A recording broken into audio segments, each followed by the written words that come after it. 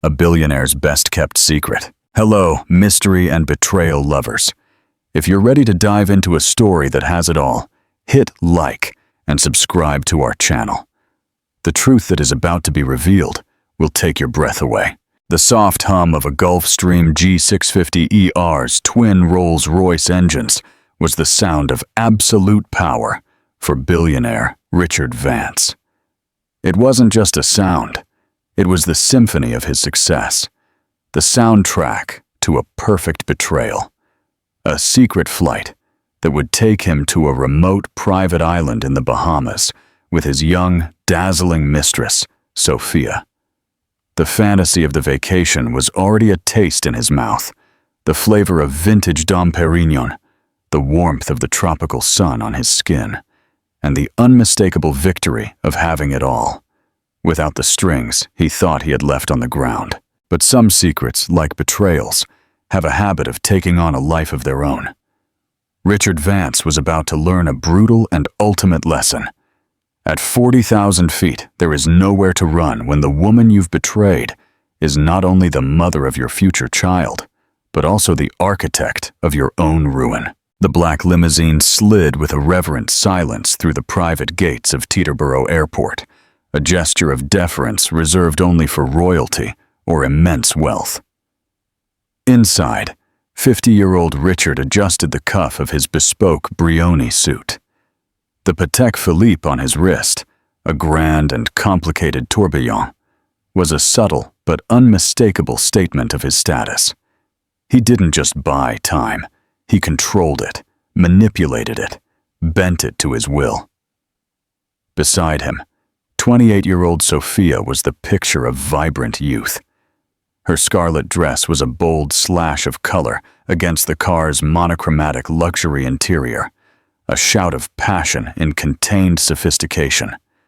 Sophia's laugh, a crystalline sound he had found intoxicating for the last 6 months, filled the space. She ran a perfectly manicured hand through her platinum blonde hair, a gesture that was both nervous and theatrical.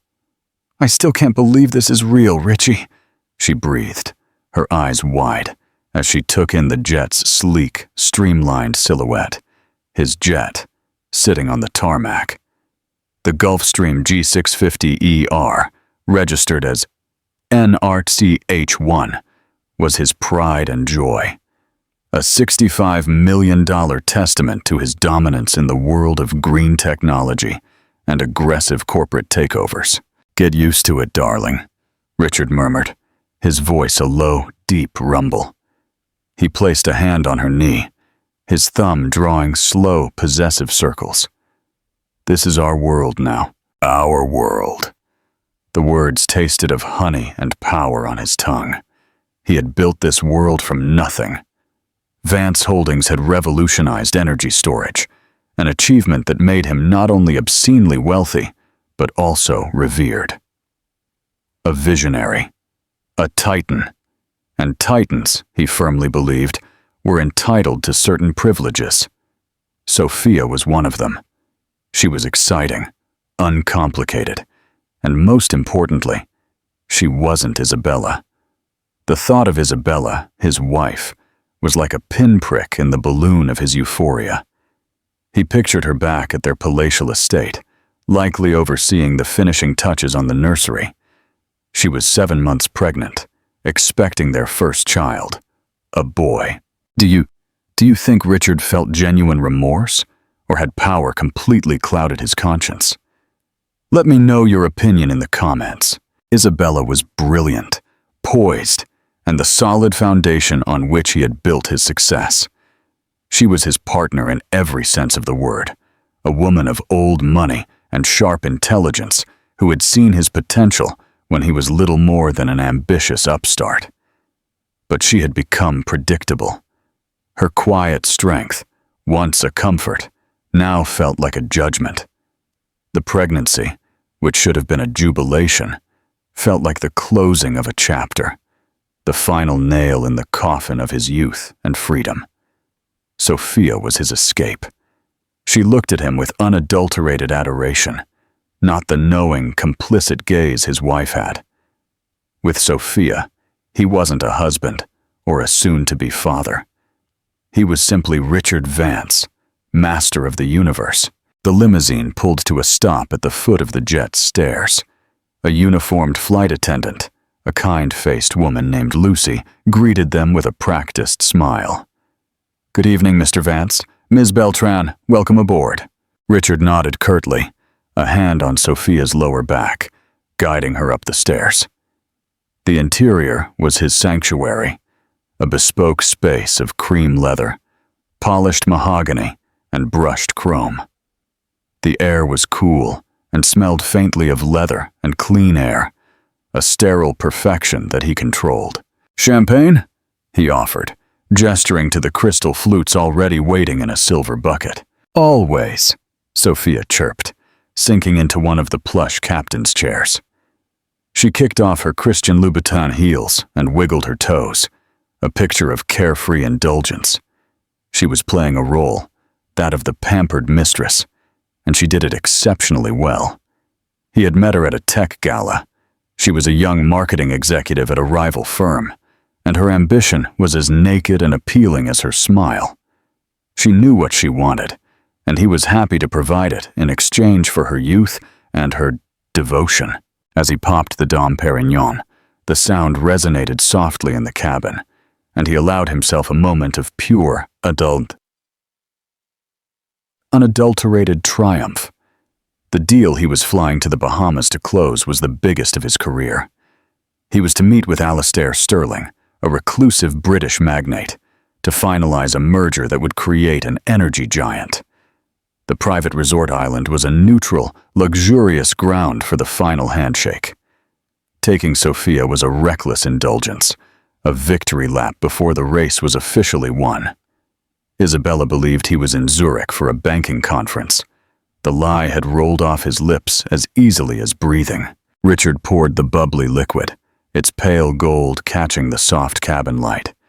He handed a glass to Sophia, their fingers brushing. The contact was electric, a jolt of the illicit high that had been missing from his life. He raised his own glass. "To new horizons," he said, his voice like silk. "To us?" she replied, her blue eyes gleaming. They clinked glasses. The jet's doors sealed shut with a pneumatic hiss, shutting out the world. The engines spooled up, their low whir escalating to a powerful roar. Richard leaned back, the jet's motion as it began to taxi feeling like a confirmation, a forward surge that matched his own life's trajectory. Everything was in place. He was in control. The flight plan was set. The destination was paradise, and the woman beside him was beautiful and compliant. He was Icarus, but he had built his wings from carbon fiber and titanium, and he had no intention of flying too close to the sun. He owned the sun. The Gulf Stream accelerated down the runway, a torrent of raw power pressing them back into their seats. With one final elegant lift, they left the ground behind, ascending into the dark canvas of a night sky dusted with stars. Below, the lights of the city spread out like a carpet of scattered diamonds. Richard took a sip of his champagne. It was perfect. Everything was utterly and impeccably perfect. The ascent to 41,000 feet was a smooth, silent affair, a testament to the Gulf Stream's engineering. Below, a thick blanket of clouds obscured the land, creating the illusion that they were utterly alone, suspended in a private universe of mahogany and champagne. Richard had just finished regaling Sophia with a story of a corporate takedown, embellishing the details to magnify his own cunning. She was listening raptly, her head tilted, her lips parted in a mix of awe and excitement. It was a performance he had perfected over the years, and she was the perfect audience. "And that," he concluded, allowing a small, self-satisfied smile to play on his lips, "is how I ended up owning the patent on the entire line of hydrocells." "You're such a shark, Richie," Sophia said, her voice breathy. "A beautiful, brilliant shark." She leaned over the console separating them, intending to kiss him. It was at that precise moment that a soft, feminine voice cut through the quiet hum of the cabin. "He certainly is, though I always thought of him as more of a wolf." Richard froze, the champagne flute halfway to his lips. The blood ran cold in his veins. Sophia recoiled, her face a mask of confusion. Slowly, as if in a nightmare, Richard turned his head. The main cabin of the G-Saturn 50ER was divided into sections. He and Sophia were in the forward seating area. Farther back, past the galley, was a more private stateroom. From the shadows of this rear section, a figure emerged. It was Isabella. She moved into the light with a quiet, deliberate grace that seemed to mock the frantic hammering of his heart. She was dressed in a simple but elegant cream cashmere tunic and matching pants that fell gracefully over her 7-month baby bump. Her honey blonde hair was pulled into a simple, elegant bun, and her face, though pale, was serene. She wore no makeup, but she didn't need it. Her beauty was of a different kind than Sophia's.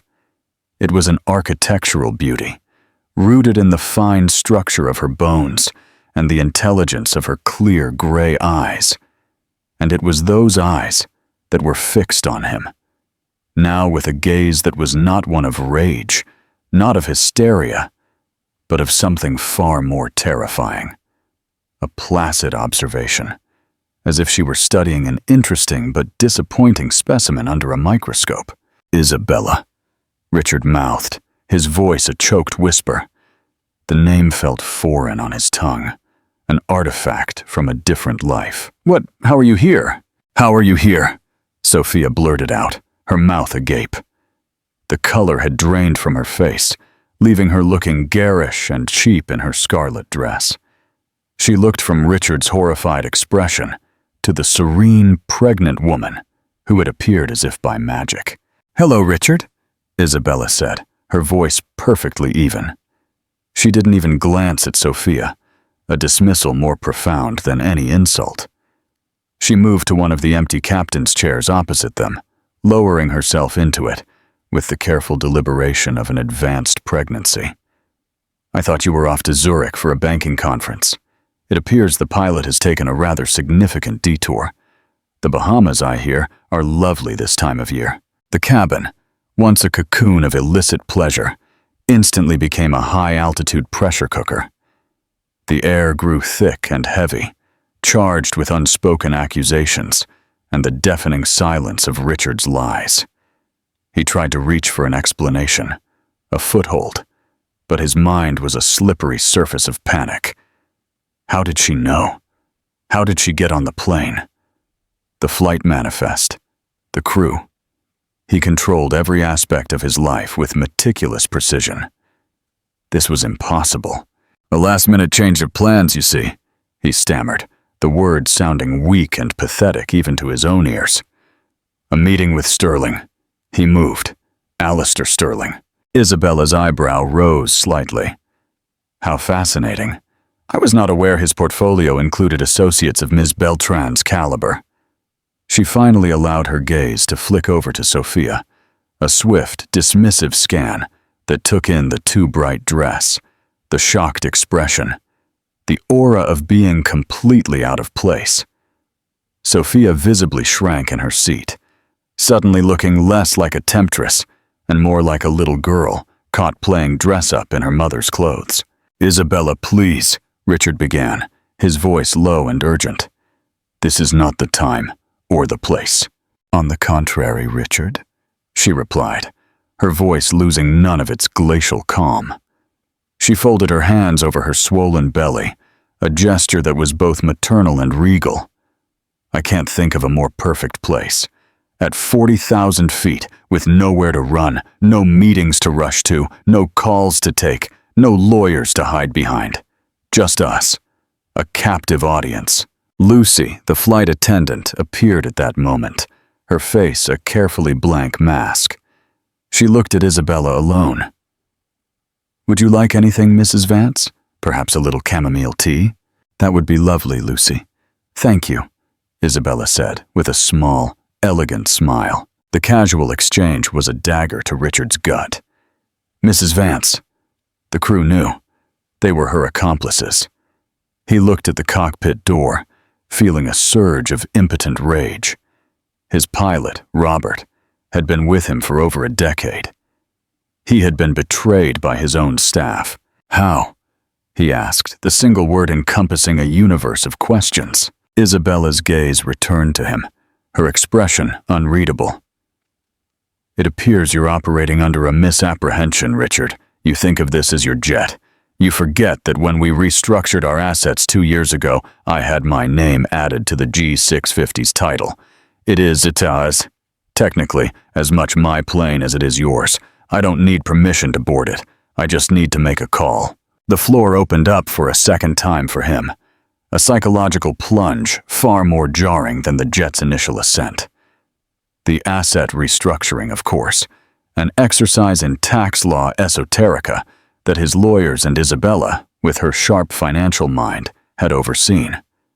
He had barely paid attention, signing the documents she put in front of him, trusting her implicitly. The irony was a bitter pill. His own complacency, his dismissive trust in her quiet competence, had become the weapon she was now wielding against him. He was trapped, caught in a multi-million-dollar prison of his own making, with his pregnant wife as his jailer and his mistress as his cellmate. The flight to paradise had just become a slow, agonizing descent into hell. The chamomile tea arrived in a delicate porcelain cup, its steam curling in the cool cabin air. Isabella cradled it in her hands, her movements serene and unhurried. The contrast between her composure and the frantic chaos in Richard's mind was dizzying. His thoughts raced, cycling through denial, rage, and a creeping sense of dread. He was a man accustomed to controlling every variable, to manipulating every system. But in this equation, Isabella was an unknown, a variable he had dismissed and filed away as a constant. He looked at her, truly looked at her, for the first time in months.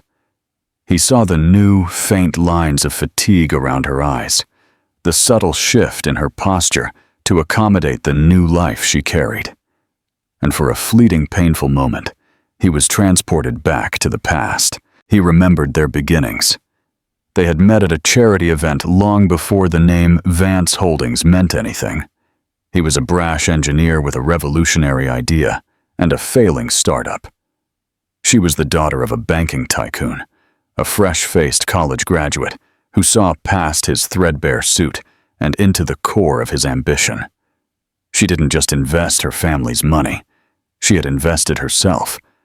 She had spent all-nighters with him, poring over schematics and business plans, her brilliant mind refining his raw vision. He remembered the thrill of their shared purpose, the electricity of building something together. He remembered falling in love with her intellect as much as her understated elegance. She was his partner, his confidant, the one who had made him king. Their marriage wasn't just a union of hearts. It was the merger of two formidable forces. When had that changed? He couldn't pinpoint the exact moment. It was a slow erosion, a gradual drifting apart, carried by the currents of his own success. As the company grew, so did his ego. The more the world revered him as a solitary genius, the more he began to believe it.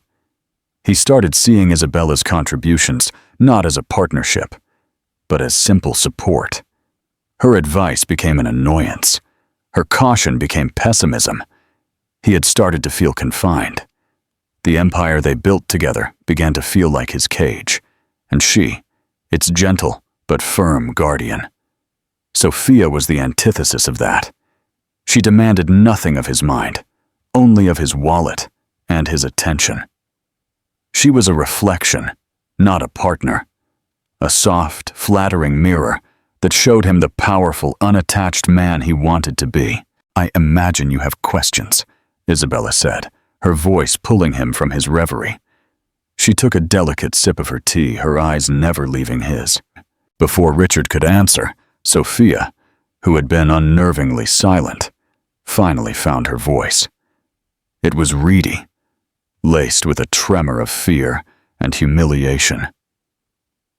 "Who do you think you are?" she spat, directing her words at Isabella. It was a pathetic attempt to reclaim some semblance of power, to re-establish her position. "You can't. I am his wife," Isabella interjected, her tone as sharp and cold as breaking ice. She still didn't look directly at Sophia, addressing her as one might address a bothersome insect.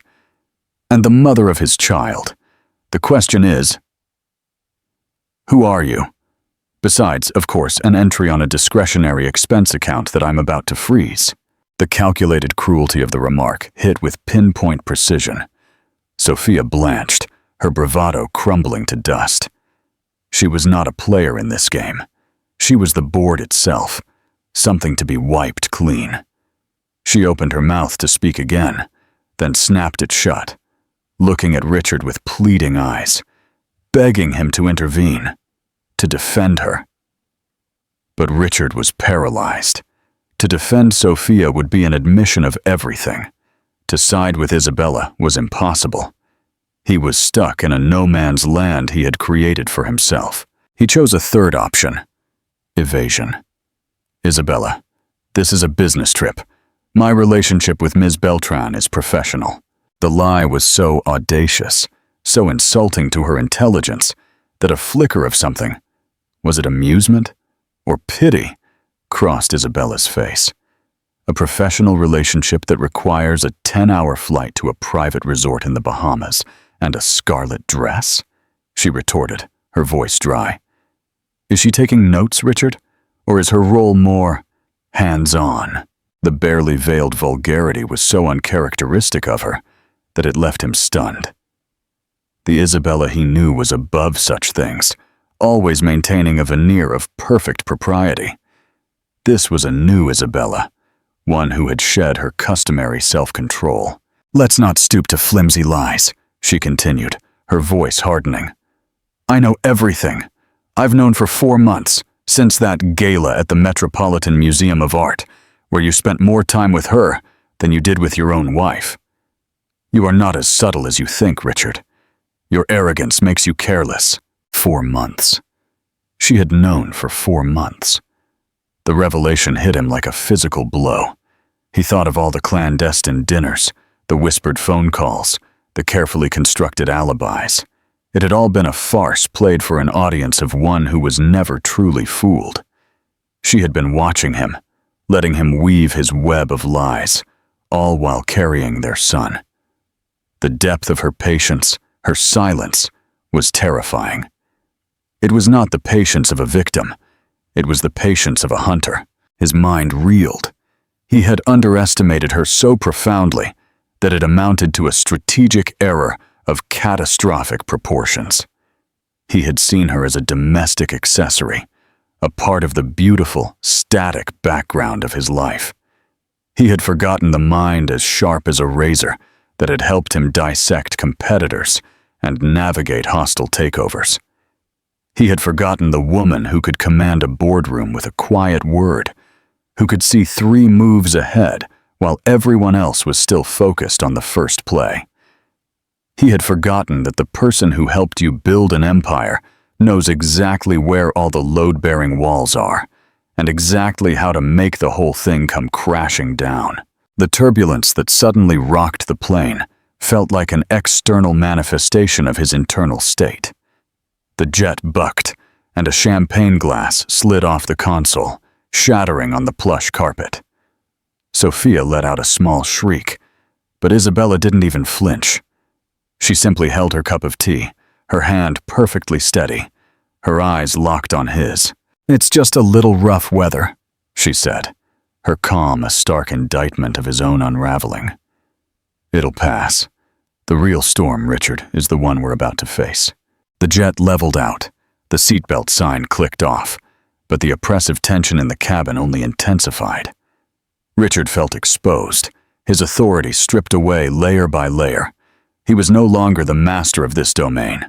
He was a guest, a defendant in a trial being held at cruising altitude. He needed to regain control, to steer the conversation back to familiar territory. Business. That was his ground. "You mentioned Alistair Sterling," he said, forcing a semblance of his usual boardroom tone. "This merger is critical, Isabella. It's the culmination of 5 years of work. Whatever our personal issues, they cannot be allowed to jeopardize the future of Vance Holdings." He was trying to reframe the situation, to position himself as the guardian of their shared legacy, implying her actions were emotional and reckless. Isabella set down her teacup with a gentle clink. "Project Vanguard," she said, naming the top-secret merger. "A deal that would make our company the undisputed global leader in sustainable energy. A legacy for our son. Yes, I'm intimately familiar with it." She paused, letting the statement hang in the air. "I'm also familiar with the revised term sheet you submitted to Sterling's people last Tuesday, the one you submitted without consulting the board. Or me." The blood in Richard's veins ran cold. The revised term sheet was his masterpiece, a piece of corporate maneuvering so audacious it bordered on deception. It included a clause buried deep in the appendices that would grant him unprecedented personal control over the newly formed entity. It would, in effect, dilute the power of the existing board members, including the seat held by Isabella's family trust, completely marginalizing her influence. It was a power grab, a final move to make the empire truly his, and his alone. Only his personal lawyer and his most trusted CFO knew the details. "How did you—" he started, but he couldn't finish. "You have a CFO, Richard? I have a family office that has been managing billions for 3 generations. Your man is good at hiding numbers. My people are better at finding them," she said simply. "I believe the clause in question was Section 11, subsection C, the one that reassigns preferred shareholder voting rights in the event of a leadership restructuring. A clever, if somewhat transparent, attempt to gut my position post-merger. You planned to divorce me after the deal was signed, didn't you? Leave me with a generous sum, but no real power in the company I helped you build." It wasn't a question. It was a statement of fact. Every word was a perfectly aimed dart that pierced his defenses. He had no response. He had been so consumed by his own cleverness, so sure of his intellectual superiority, that he never imagined she would be watching. He had been playing checkers, while she had been playing 3-dimensional chess. Sophia, sensing the shift from a domestic squabble to something far more complex and dangerous, looked between them with wide, confused eyes. The words merger, term sheet, and voting rights were from a language she didn't understand. She only understood that the ground beneath her own ambitions was cracking. "But that's not the most interesting part," Isabella continued, her voice dropping slightly, drawing them in. "The most interesting part is Alistair Sterling himself. He's a notorious recluse, an old-school titan. He values honor and integrity above everything else. He's famous for being protective of his family name and his legacy. He once ruined a billion-dollar deal because he discovered the other company's CEO was having an affair with his son's wife." She let that information settle in the silent cabin. The engines hummed on, indifferent. Richard felt a wave of nausea. He had known Sterling was a traditionalist, but his research team had never uncovered such a specific anecdote. It was a detail only someone with deep connections in that rarefied world would know. A detail that Isabella, with her lineage and connections, would know. "I took the liberty of calling Alistair this morning," Isabella said, her voice now light, almost conversational.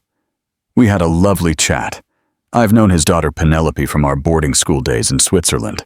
We spoke of old times. We spoke of our children.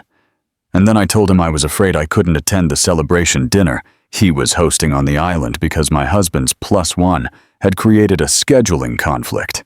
Richard felt the last remnants of his composure shatter. The air left his lungs. It was over. The deal was dead. 5 years of work, the crowning achievement of his career, unraveled in a single phone call.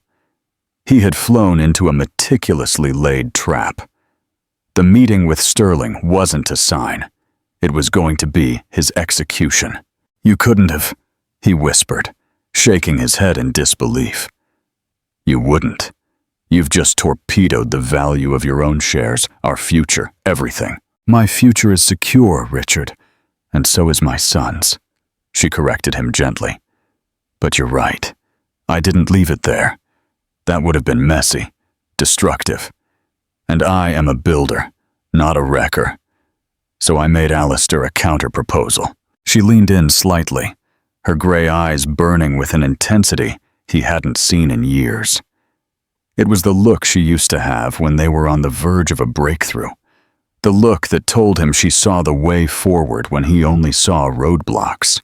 "A proposal," she said, her voice dropping to a conspiratorial whisper. "For a partnership, one built on trust, transparency, and a shared vision. One that removes the compromised, unreliable, and morally bankrupt element from the equation. One that puts me, as the majority shareholder of the Vance Family Trust, in charge as interim CEO to oversee the merger." The cabin tilted. The world had just been remade, and he was no longer at its center. He stared at her, at this woman he thought he knew, at this woman he had dismissed as a quiet domestic creature. She hadn't just exposed his affair. She hadn't just ruined his deal. She had hijacked it. She had stolen his company, his legacy, his future, all while smiling politely and sipping chamomile tea. The shark had been outmaneuvered. The wolf had been caught in a trap of his own making, and he was still 30,000 feet off the ground. The story of Richard and Isabella teaches us a brutal lesson about arrogance and underestimation. What would you have done in Isabella's place? Do you think it was revenge or an act of survival? Let me know your opinion in the comments. If this story has captured you, hit like and share it with a friend so they don't miss out. The silence that followed Isabella's revelation was heavier than the weight of the atmosphere outside. It was a vacuum that sucked all the air and arrogance out of Richard. He stared at her, seeing not just his wife, but a master strategist who had anticipated his every move and laid a counter-strategy of devastating precision. The affair, the secret clause, his trip to the Bahamas. He thought they were his secret plays, but they were nothing more than the predictable moves of a pawn that she had been tracking on the board. "Interim CEO," he finally managed to say, the words tasting like ash. "The board will never approve it. They're loyal to me." A sad smile touched Isabella's lips. "Loyalty is a transactional commodity, Richard. You, of all people, should know that. Your loyalty to the board was conditional on your ability to deliver profit and power. By attempting to disenfranchise them with your secret term sheet, you invalidated that contract. As for their loyalty to you personally, I wonder." I sent a copy of that term sheet, along with a summary of my conversation with Sterling, to every single board member an hour ago. I suspect their loyalty is currently undergoing a rather rapid recalculation. He felt his world constrict, the walls of the luxurious cabin closing in. He had been completely, utterly outplayed. He searched for an angle, a weakness, any leverage. He found none. It was Sophia who broke the spell. Her fear had finally curdled into desperate, resentful rage. She was no longer a pawn. She was a victim. And she knew it. "This is what you do, isn't it?" she shrieked, her voice shrill. "You sit back and play the long-suffering saint while you plot to ruin him. You're pathetic." She turned to Richard, her eyes burning. "Don't let her do this. Richie, fight her. This is your company, your life." Her words, meant to rouse him, had the opposite effect. They sounded hollow and foolish, the comprehension of a war whose scale she couldn't grasp. Richard didn't even look at her. His focus was entirely on Isabella. "Why?" he asked, his voice barely a whisper. "Is this all about the affair? Revenge, Isabella?" He needed to believe it was something as simple as jealousy, a crime of passion. To accept that it was a cold, calculated response to his business betrayal was to accept his own total defeat. Isabella's gaze softened for the first time, a flash of the woman he once knew shining through the icy facade. "Do you know me so little, Richard? After all these years, you think this is about her?" She gestured vaguely in Sophia's direction without looking at her. "She is a symptom, not the disease. The disease is your belief that you can have everything without consequence, that the rules of decency and partnership don't apply to you." She leaned back, resting a hand on her belly. "For months I've watched you. I've watched you lie to me, your partner, the woman carrying your child. Then I found you were also lying to our board, the people who entrusted you with their fortunes. And you were lying to Alistair Sterling, a man whose trust you needed. And through it all, you were lying to yourself, pretending you were still the hero of your own story. A wolf. A wolf who eventually eats his own pack to survive. I couldn't let you devour what we built together. I couldn't let you poison our son's legacy before he was even born." Her words weren't accusatory. They were a diagnosis delivered with the calm, detached authority of a doctor giving a terminal prognosis. He had no defense because she was right. His arrogance had become a cancer that was metastasizing to every part of his life, and she was performing a radical, painful surgery to save the larger organism. "What you've done is corporate espionage," he said weakly, grabbing onto one last legal life raft. "It's illegal." "Is it?" she countered. "As a co-owner of this jet, I have the right to be on it. As a board member and major shareholder, I have the right to communicate with other board members on company matters. As an acquaintance of Alistair Sterling, I have the right to talk to him about his business dealings, especially when they directly impact my own assets. I have been very, very careful, Richard. My legal team is far better than yours. You should know. I'm the one who hired them for you." Every sentence was another slamming door. He looked around the cabin, this gilded cage he had built, and saw it for what it was, a monument to an empty man. The polished wood, the soft leather, the silent hum of the engines, it all felt like a mockery now. He finally turned to Sophia. He saw the desperate hope in her eyes, the last belief that the powerful man she had attached herself to would save her. And in that moment, all he felt was a profound, crushing weariness.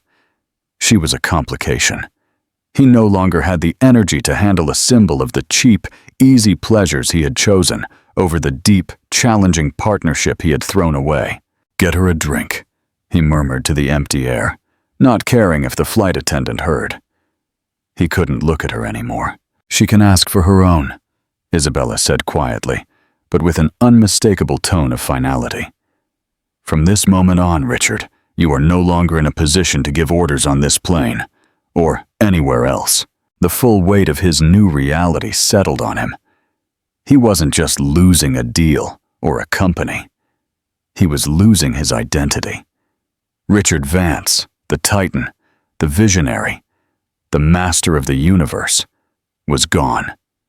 In his place, there was just a man, a cheater, a failure, trapped in a metal tube, flying through the stratosphere with the two women who represented the ruin of his past and the desolation of his future. And outside the window, the first light of dawn was beginning to break, promising a new day he would have no part in commanding. What did you think of the grand finale of this story? Richard's journey is over, but Isabella's is just beginning. Was her revenge fair, or was it too harsh? Let us know your opinion in the comments and subscribe so you don't miss the next story of betrayal and power.